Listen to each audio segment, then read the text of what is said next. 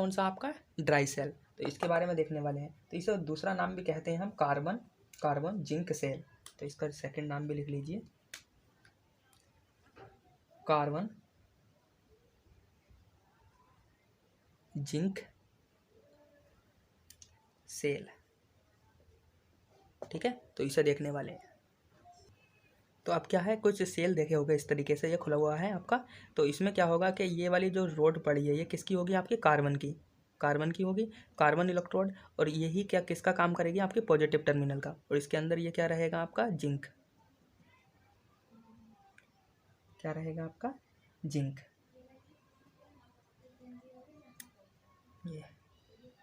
ये इसके अंदर भरा होगा जिंक।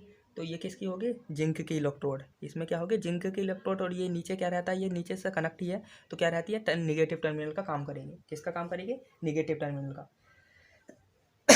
समझ में आया। तो ये इस तरीके की इसकी संरचना है। ठीक है, तो इसलिए इसे क्या कहते हैं आप, जिंक कार्बन, वो कार्बन जिंक सेल। क्यों, क्योंकि आप किसकी, दो की यूज़ कर रहे हो। तो इसे कार्बन जिंक सेल भी कहते हैं, कार्बन जिंक सेल भी कहते हैं। ठीक है, चलिए दूसरा पॉइंट लिखिए।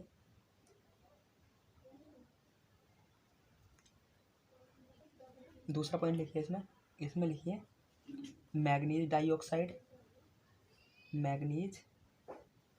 डाइऑक्साइड कार्बन और तथा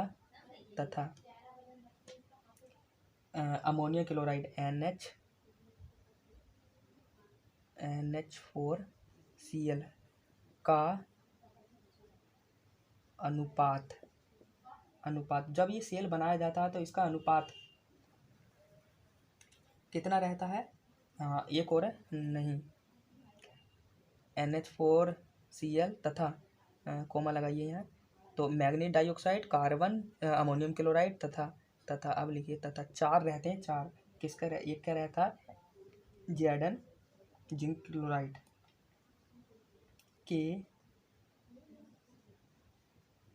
चूर्णों का अनुपात कितना रहता, देखिए MnO2 रेशियो कार्बन फिर NH4Cl रेशियो कितना रहता है, ZnCl किसके बराबर रहेगा, इनका रेशियो रहेगा किसके बराबर, 10 2 और 1। यानी कि मैग्नीज डाइऑक्साइड कितना रहेगा, 100 में कितना भाग रहेगा उसका 10%, और कार्बन का कितना रहेगा 10%, और अमोनियम क्लोराइड का कितना है 2%, और जिंक का कितना रहेगा आपका 1%। ठीक है, इतना ये आपका इसका रेशियो। ये आपका अगर ड्राई सेल बनाना है तो उसके लिए ये रेशियो फिक्स है। ठीक है, क्या है, ये फिक्स है।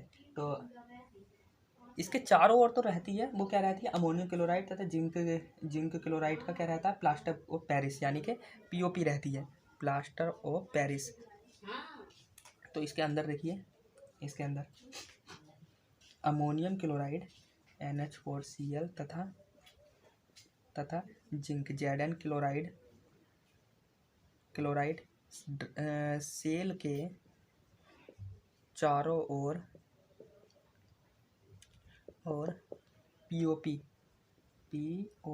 यानी कि प्लास्टर ऑफ पेरिस है ना, प्लास्टर ऑफ पेरिस के रूप में लगा होता है।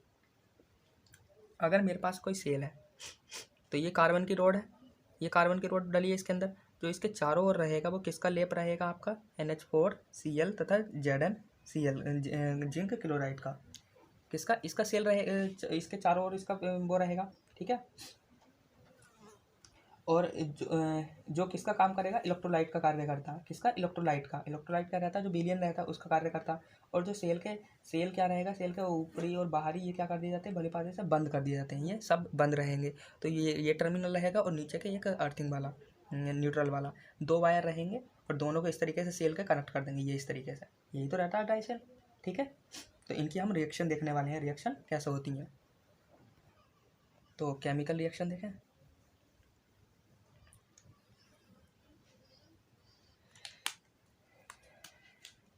केमिकल रिएक्शन,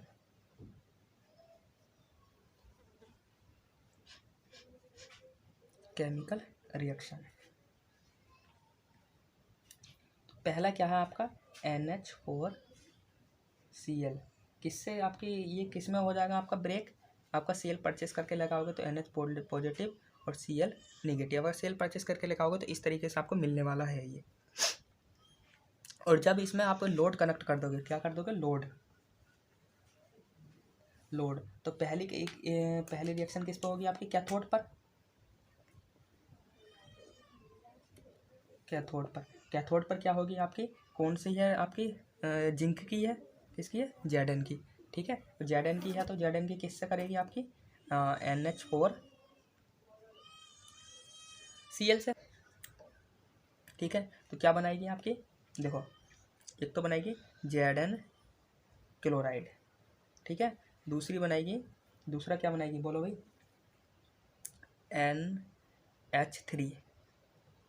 NH3 अमोनिया, फिर दूसरा हाइड्रोजन गैस रिलीज करेगी।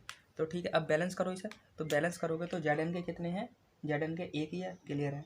N के कितने हैं, 2, N का एक ही है, चलो एक ही है N का।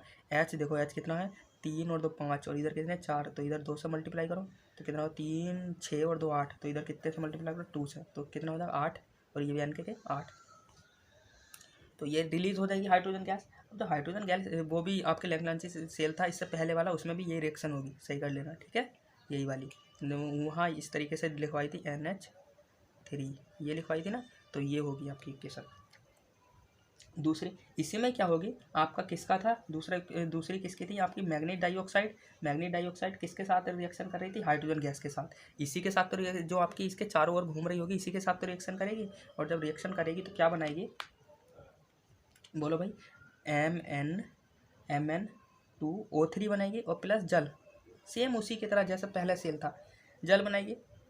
अब जब ये वाला जो आपका मैग्नीज डाइऑक्साइड है ये जल के साथ आएगा, ये बैलेंस हो रही है 2 नहीं, अब बैलेंस है, तो ये आपके एयर के साथ आएगी, तो एयर के साथ क्या बना देगी, फिर से मैग्नीज डाइऑक्साइड बना देगी,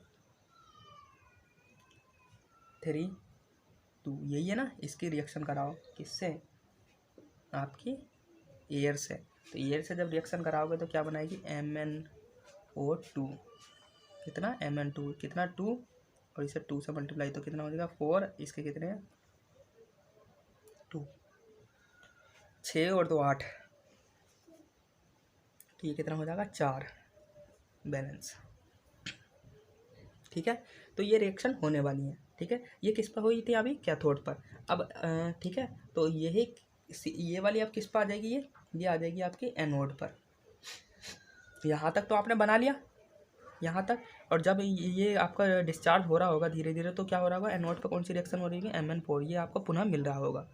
ठीक है, तो इसमें एक दोष है, दोष के बारे में देखने वाले हैं कि दोष क्या होता है इसका।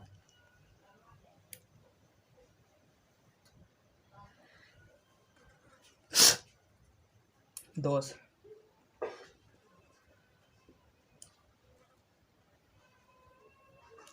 इसमें क्या होता है, वैसे तो कोई दोष नहीं है, बस इसे क्या होगा कि जैसे प्राइमरी सेल है, प्राइमरी सेल की भांति इसे क्या होगा, रिचार्ज नहीं किया जा सकता, बस रिचार्ज नहीं किया जा सकता है। अगर ये रिचार्ज हो जाए तो ये सबसे बढ़िया सेल है, किससे, सबसे बढ़िया सेल। ठीक है, तो इसका दूसरा पॉइंट लिखिए, ये इसका वो था दूसरा, EMF, इसका EMF कितना होता है, 1.4 से 1.5, बैटरी पर लिखा भी होगा इन सेलों पर कितना, इतना वोल्ट है इसका, कितना 1.5 वोल्ट के सेल मिलते हैं। और इसकी जो क्षमता रहती है, कार्य क्षमता वो कितनी रहती है आपकी, 0.084 AH, एम्पियर आवर से 5.62 एम्पियर आवर तक, ठीक है, सही है। और जो इसका उपयोग है, यूज़, ये उपयोग कहाँ यूज़ करते हो बताओ भाई। पहला क्या है ड्राई सेल का जो उपयोग होता है, टॉर्च में देखा होगा, घड़ी, और बताओ, कैमरा, और बताओ, खिलौने, और बताओ कोई, ट्रांजिस्टर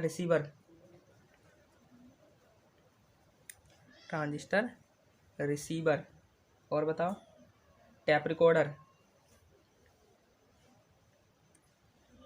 रिकॉर्डर, और चलो बहुत हो गए, ETC। इतने में क्या है, आप इसे यूज़ करते हो, ठीक है, क्या करते हो इसे, ड्राई सेल को। ये सबसे ज़्यादा आपके लिए इम्पोर्टेंट होने वाला है ड्राई सेल, ठीक है। तो इसके बाद हम नेक्स्ट देखने वाले